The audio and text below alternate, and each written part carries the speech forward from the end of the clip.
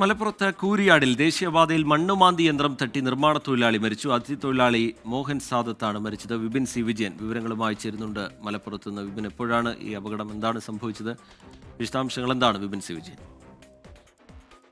ശ്രീജിത്തെ, അതിദാരുണമായ അപകട മരണമാണ് കൂരിയാട് ഉണ്ടായത്. കൂരിയാട് ദേശീയ ഹൈവേയുടെ ജോലികൾ നടന്നുകൊണ്ടിരിക്കുകയാണ്.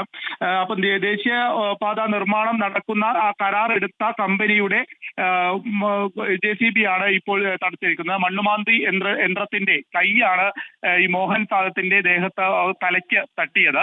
മോഹൻ സാദത്തിന് 50 വയസ്സാണ്, ബീഹാർ സ്വദേശിയാണ്. വൈകിട്ട് 3:30 കൂടിയായിരുന്നു ഈ ഒരു അപകടം നടക്കുന്നത്. അപ്പോൾ യന്ത്രക്കൈ തലയ്ക്ക് തട്ടിയ ഉടൻ തന്നെ വലിയ അപകടമാണ് അവിടെ സംഭവിച്ചത്. അതിനുശേഷം ഉടൻ തന്നെ തിരുവങ്ങാടി താലൂക്ക് ആശുപത്രിയിലേക്ക് പ്രവേശിപ്പിച്ചുവെങ്കിലും മരിച്ചു. പോലീസ് അതിന്റെ തുടർ നടപടികൾ എടുക്കുകയും ചെയ്തിട്ടുണ്ട്. ശരി, വിപിൻ സി വിജയൻ മലപ്പുറത്ത് നിന്ന് വിശദാംശങ്ങൾ നൽകുകയായിരുന്നു.